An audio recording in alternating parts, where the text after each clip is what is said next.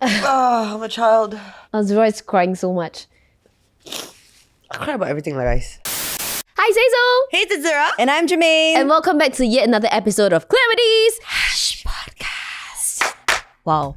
Without knowing it, we are on our 100th plus episodes. Yeah. Very fast. Very fast. And this is a special episode. This is probably the, fourth Mother's Day that we are celebrating with Hush? Really?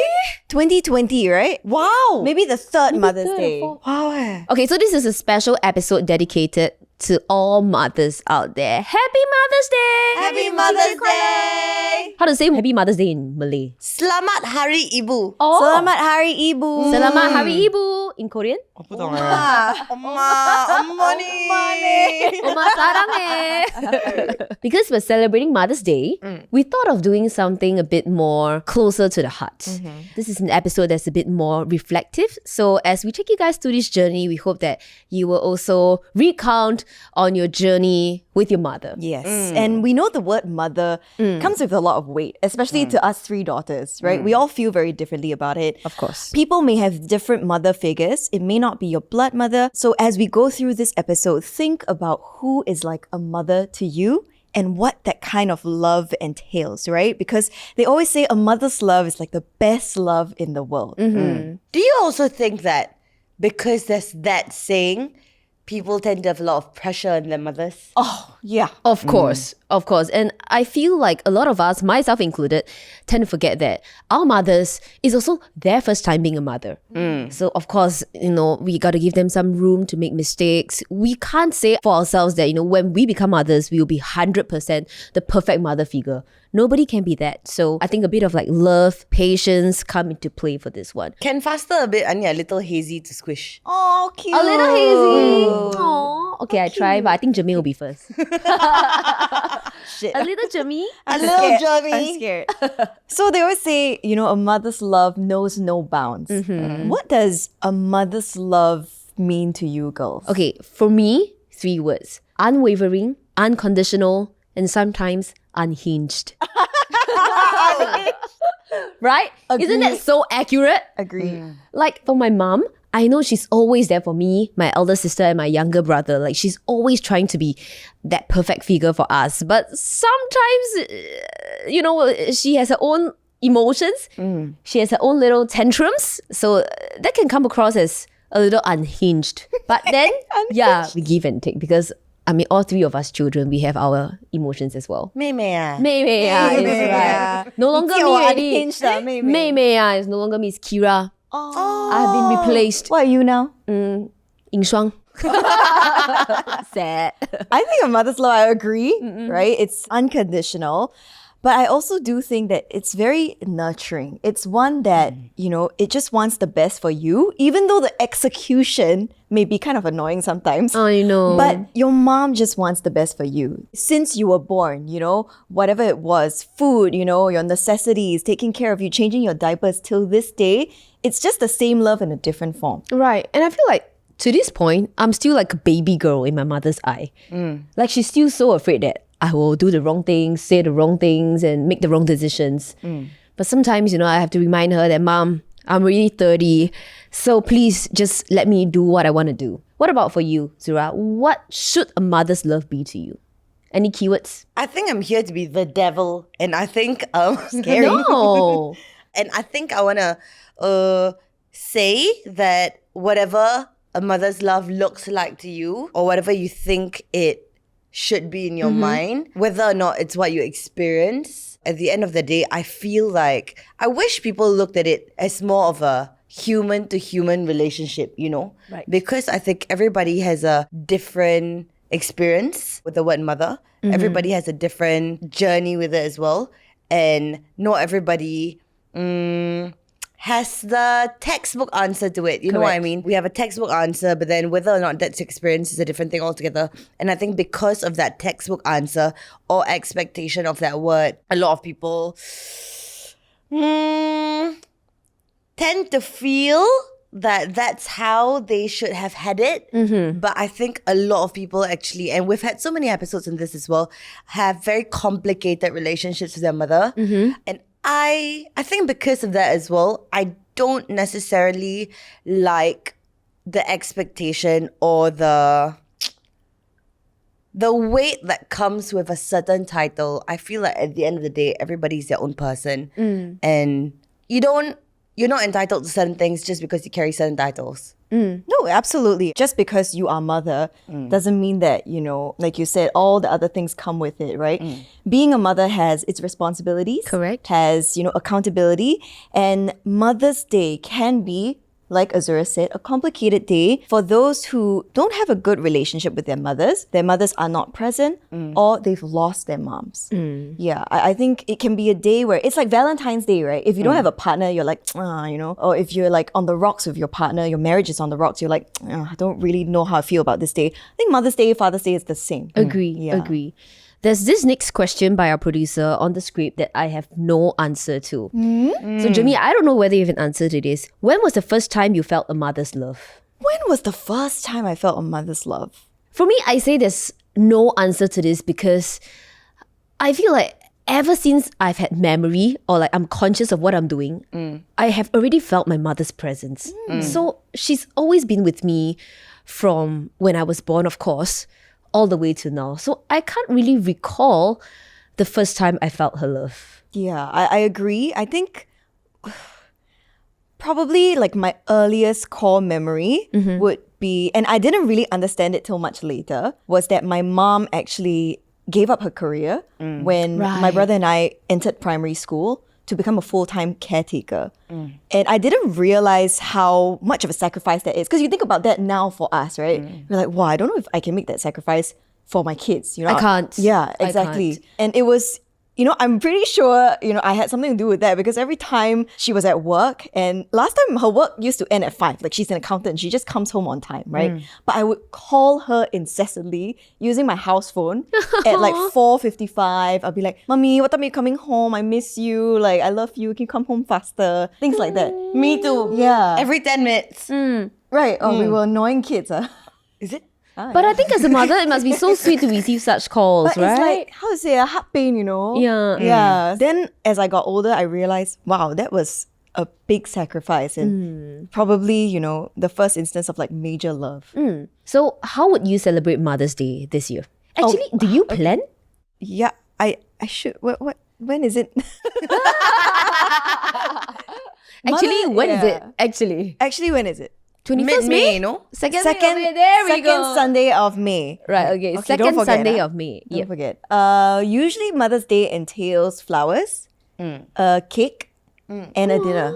Oh. Yeah, it's very standard. A lunch or a dinner. Okay, if I got the first two for my mom, we would get scolded. Because she'll be like, flowers and cake, no, waste money. 浪费钱.浪费钱啊, Yeah. 妹妹. Oh, no. 浪费钱啊, 影霜, cause I'm no longer 妹妹, Now, yeah, Kira has taken over. For my family, we'll like usually take my mom out, but she would have opinions on where she wants to eat. I don't know if this is the same for all Asian mothers, but she wants to dine at places where she can use her Amex card to get more points. Or if like she's a member of this mall, she can gain like stars and the rewards and points like that. It will make her really, really happy. So I kid you not, the whole family will be like, okay, mom, this mall again, let's go. Maybe the gift is not the dinner, but it's choosing the place. That's the gift. Actually, that's a good way to look at it. I mean, it's her day lah. She can choose whatever she wants lah. Yeah. So like her birthday or like Mother's Day, we usually let her choose. But then when it comes to my father's birthday or like Father's Day, she ends up choosing as well. Is that it, ma?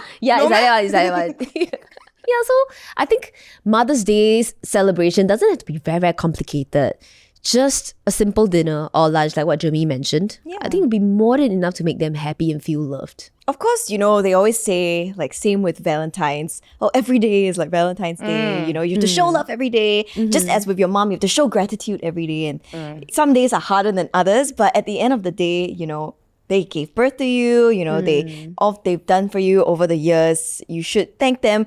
Not just on Mother's Day, right? Not just on that one day. And mothers, they're so crucial in our lives, right? And I saw this video on TikTok that our producers actually, showed to us. It's like a little girl, right, who is being asked by her mother, like, what's it like having me as a mom? Aww. Yeah, very cute. And she said things like, my soul would melt away if I had to live without you, mom.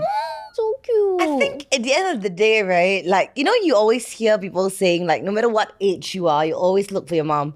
Like, no matter how old you are, whatever it is, like something in you, I feel, will always want to look for your mother.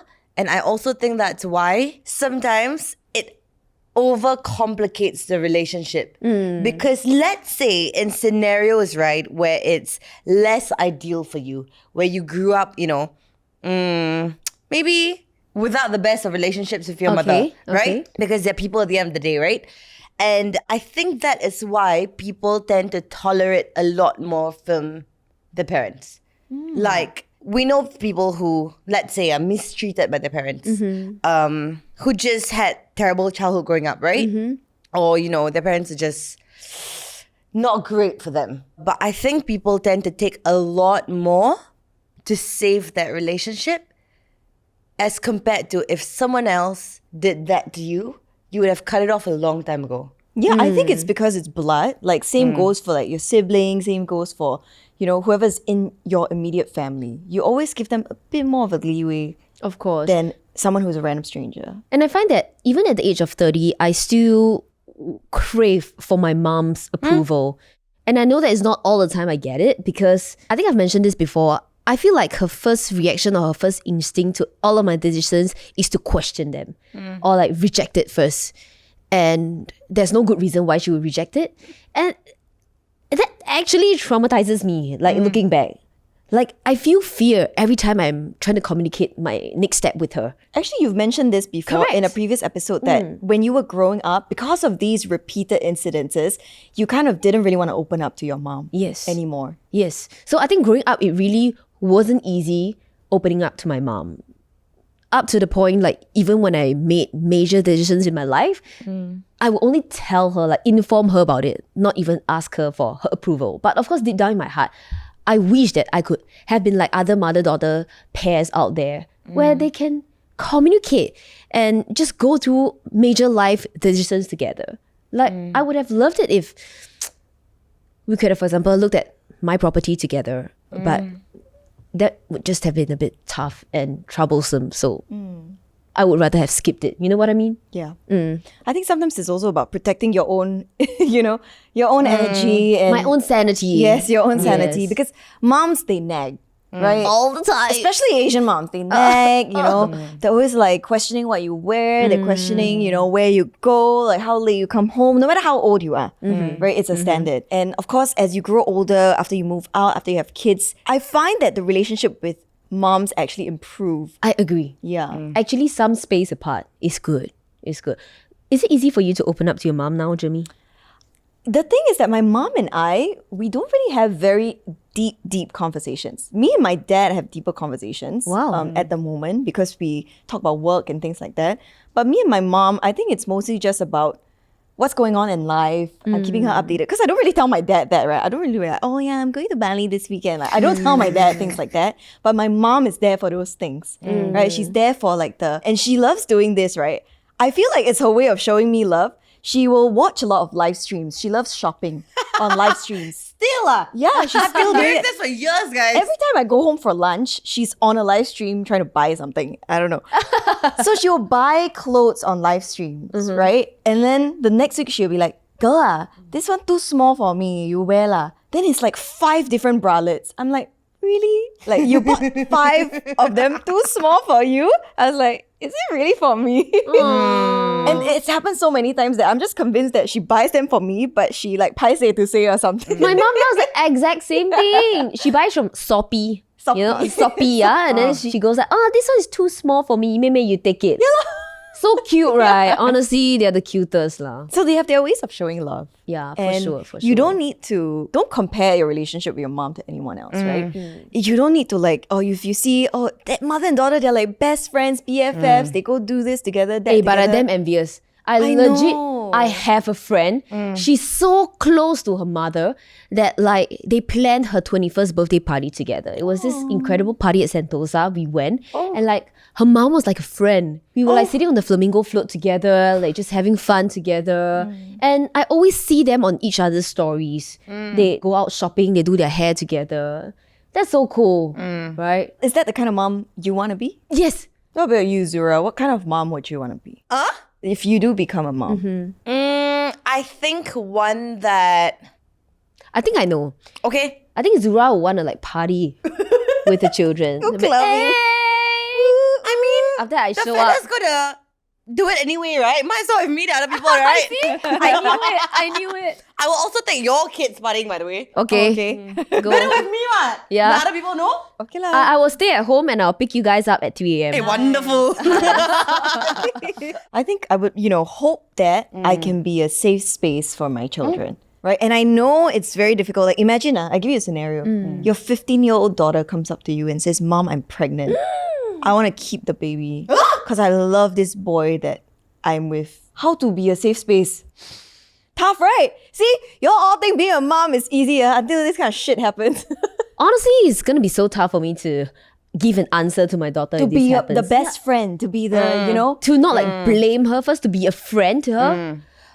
Don't you think that in that situation, you would sound exactly like your mom? Oh my gosh, I would. I actually would. Actually. So let's not judge our mothers too harshly. Yeah. Right? I think nobody is perfect. Like we said, they are humans. And at the end of the day, we love them for what they're good for. We don't have to acknowledge the things we don't want to. Correct. Okay. And today is a day to celebrate our mother's love. It's Mother's Day. So Jeremy and I were actually tasked by our producers to pen down a letter for our mothers. I'm excited. And I'm going to read it here, okay, on the spot. Okay, Jeremy, do you want to go first? Okay. Where's my Okay.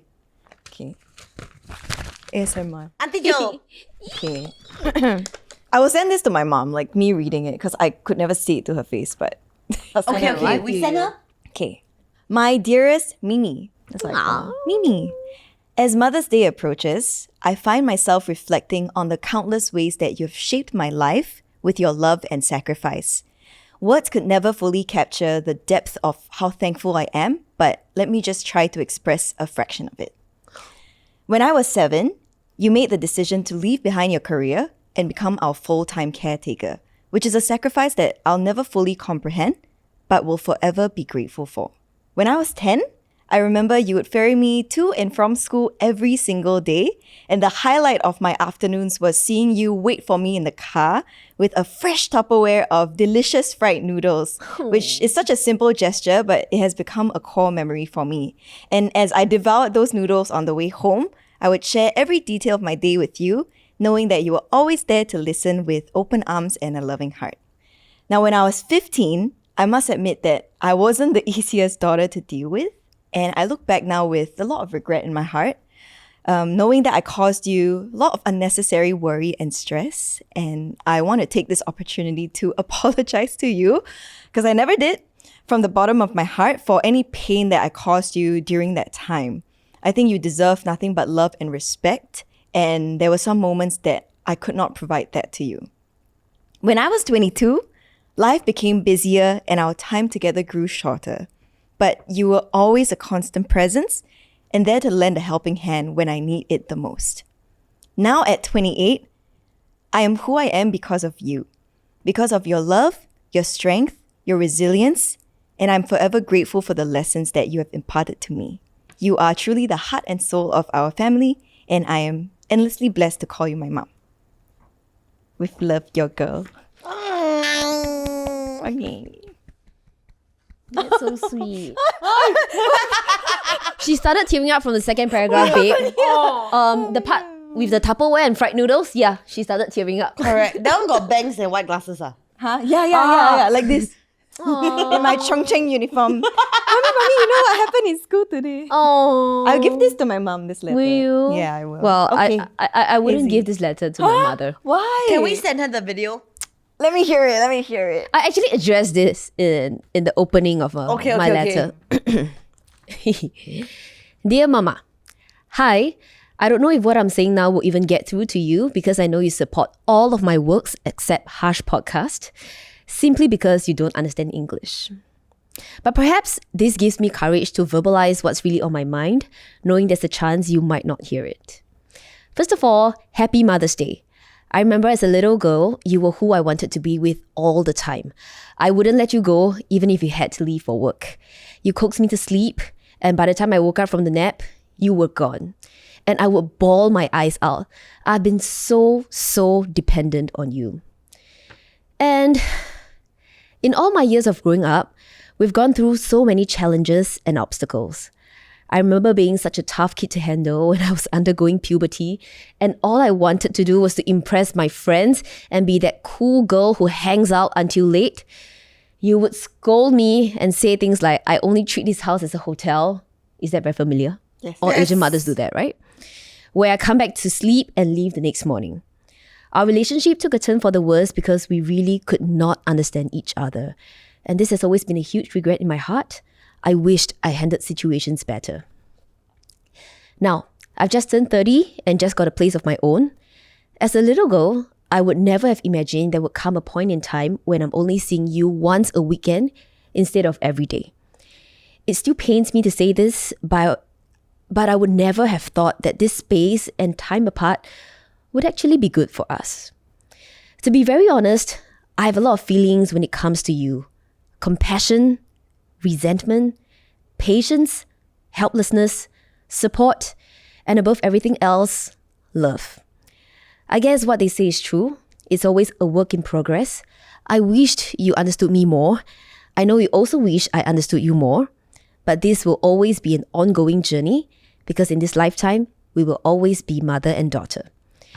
I guess the point of this letter is me making a promise to you to be a better version of myself every time I see you. I know I don't always act according to what you think is right, but please, Mama, please know that I'm ready to call the shots for myself and bear my own consequences. That said, I will forever want you to still treat me like a baby. I know you love me, and I love you too. 母亲节快乐，妈妈。With love, 尹双。 She can understand the last line. Yeah, she'll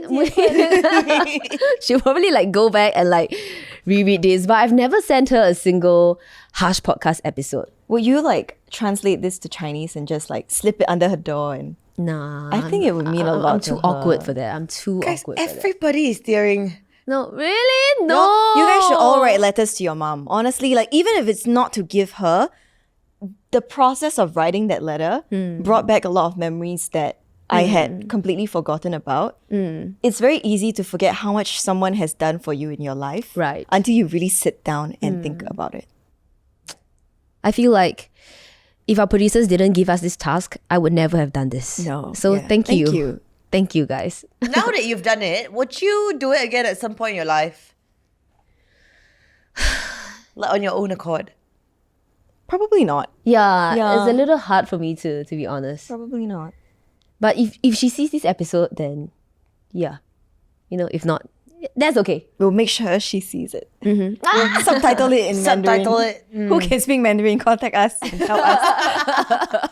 There are some other letters that our producers actually put here from people online who have penned letters to their moms. And this first letter that I read, I lost it. It was very emotional. I think maybe Azura, if you don't mind, you can read that first letter out for us. Guys, I'm a baby. I will try, you try. to the best of my abilities. Okay, no, it's okay. This is written by someone called Becca. Becca. Okay. Yes. So she says, first of all, this is a letter to an absent mother. Alive but absent. Alive but absent. Mom, it's been nearly 15 years since you left. I've seen your face only 3 times since. Oof. Do you want me to do it? Okay. It says, Mom, it's been nearly 15 years since you left. I've seen your face only 3 times since. But one night this past August, I needed answers.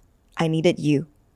For the first time in 15 years, I made the call I'd been wanting to make for so long, but I couldn't. I was brave enough to take that first step. I made the call to a number I wasn't even sure was yours, and partially hoping you wouldn't answer. But you did. There I was driving in my car, not knowing where to begin. The fact that I had to start our conversation with, "This is Becca, your daughter," tells a person everything they would need to know about our situation. The pain and anger that had built up from all those years created a fortress of hatred, and it disintegrated on the first ring. I unleashed everything I had. The tears, the yelling, everything. And I felt a weight lift. But just like a tsunami, there's always a second wave. As soon as relief set in, your answers brought the pain back. You let me vent all the thoughts and feelings of a little girl left by her mom a decade ago when she needed her most. You only interjected with the occasional, "I'm sorry," and "I know, baby girl." And at the end of my tear-filled, runny-nosed address, I finally asked the question that would make or break my heart and love for you. Why? A simple enough question. But I can imagine for a mother trying to explain her 15-year absence to her youngest child, it was one of the biggest questions of your life. A question filled with hate, sadness, longing, and most of all, confusion. After many excuses, I became more demanding for a real answer. And that's when the heartbreak became worse than I would have ever thought was possible. You said, "I don't know what to say. I really don't have an excuse or a reason for that." And just like that, I knew that all the unforgiving feelings toward you were just as such. There was no reason. It wasn't a lack of love. It wasn't because of me. It wasn't something I did. There was nothing I could have done to have prevented it from happening. And you had no excuse. That second wave nearly drowned me. And now, months later, even though it hurt like crazy, I'm glad I called. I'm glad I got to say what I needed to, and I got an answer, even though it wasn't the one I wanted. I was expecting some big reason or apology for those 15 years, and I'm not really what I really expected in all honesty, but I feel good. After everything, every late night crying, every awkward pause when someone asked me about my parents, every time I miss having someone to call mom, I can still work on forgiving you despite everything. And because of you, I will be the best mother. I will never let my children question their worth or my love for a second of their lives. I will never let them feel alone or unimportant. Because of you, I'm making it my life goal to be a mother my children can rely on, a mother my children can confide in, can snuggle up with, can be friends with, and can always count on to tell the truth. And more than anything, a mother who will always be there. Your daughter, Becca. Wow. I'm a child. Azura is crying so much. I cry about everything, like guys. Oh, quite better. I can imagine like how much this letter would speak to you, Azura. Any thoughts? Too many. Yeah, I think that's why I always feel like, I don't know, it's always at the back of my mind. I always feel a little bit more for people with absent mothers, who had to make the call to cut family off, people who hadn't experienced less than what they were being told it was supposed to be. Yeah, because I think it happens a lot more than we think. Mm-hmm. And because it's so common, but also because of what we're always being told of what mother should be, I think these people tend to look for it a little harder. Yeah, and you may spend years or a long time questioning if this was what I was told what a mother should be. Why is that not my experience? Or am I asking for too much if that's how I feel or that's how I think in my mind it's supposed to look like, but it's something I've never had. Yeah, and I think a lot of people feel that way. It's just that maybe they don't say it. It's just to varying degrees. Of course. And there's a saying, I think it was by Oprah Winfrey. She said that biology is the least of what makes someone a mother. And that couldn't be more true. Just because someone gave birth to you, and we call them mother, right? Not birth giver, right? Right. But there's so many other qualities of a mother that makes a mom. That are so much more important. For viewers or listeners here on the Harsh Podcast, if you have lost your mother, we are very sorry about that. But this next letter may speak to you. This is by someone called Manda. So this is a letter to her mom who has passed. Dear Mom, Writing this letter to you reminds me of all the notes I used to write to you when I was little. Remember those? I can't believe you kept them all. It's been nearly 2 years since we lost you to cancer, but in some ways I feel that our relationship is stronger than ever. So much has happened, and I have imagined you cheering me on at every turn. I'm making positive steps in my career, and I have good friends around me, a lovely boyfriend. I am in good health. I did another 10K run last year in your memory, and I went traveling for a month, just like I told you I would. Everything I do is marked with the thought of you, which spurs me on every day to try and achieve good things. As painful as it still is without you, you always said to me, do your best, which is what I keep in mind every day. You knew me inside out. Even if I tried to hide something from you, you could instantly tell something was up just by the sound of my voice. I miss that closeness so much. You were just wonderful. You were kind, funny, soft, stubborn, caring, and fiercely loyal. Above all, you were brave. You lived with cancer for nearly 13 years. And strangely, it became a normal part of our lives, and you never complained. You were 1 in a million, and I am eternally grateful for having had you. As I told you at the end, I'll love you forever, and I am so grateful for the mother that you were to me. Happy Mother's Day. Love, Manda. Man, as I was reading this, I was just tearing up last night. Yeah. It's tough. Recently, I had a friend who lost her father due to cancer as well. That whole journey took 9 months. I can't imagine Manda here having to live for 13 years with a mother who's suffering from cancer. It's just insane. I think the most heartbreaking part is when they can't see the person that you will eventually become. They can't, see who you marry, your kids, whatever you achieve from that point on. But we kind of hope that they are looking down from somewhere and they are watching over you, even though they are not physically here. Agree.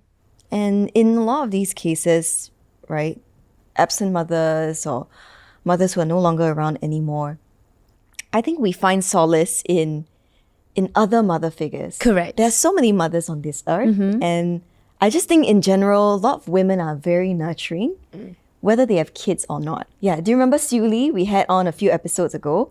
She doesn't have kids, but the way that she was talking to us was so nurturing. Right. Like I felt very loved in that moment, even though it was a lot of nagging of like, don't spend money. On a $5 Hello Kitty keychain that she bought and regretted. Exactly. Yeah. So you can get that sort of love and comfort and solace from someone who is not necessarily your mom. I don't know if you've experienced this, but as a lot of people say, sometimes like your relationship with your own mother will always be like complicated, but sometimes it's easier with someone else, you know what I mean?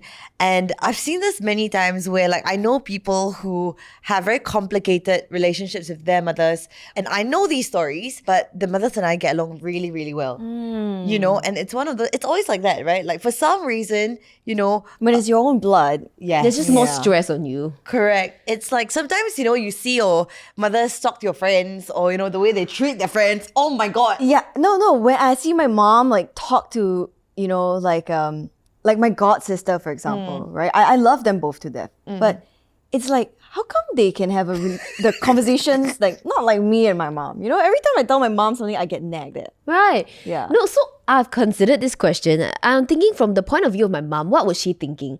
She must be thinking like, oh my God, if my daughter did this, I must stop her immediately because it's not good. But can't say, right? Yeah, somebody else, talking to her, also not my kid, never mind. Just have fun in life. YOLO. That's what I think lah. You think your mom knows what YOLO is? Yeah, I think she knows. Oh. Does your mom? I don't know. I can ask her. But, I feel like this episode was very important for myself, at least, because I penned down that letter to my mom. I actually forced myself to sit down for a good hour and think through all the things that I wanted to say to her. I deleted a lot of paragraphs, by the way. These paragraphs made me feel like, in Hokkien they call it si gina.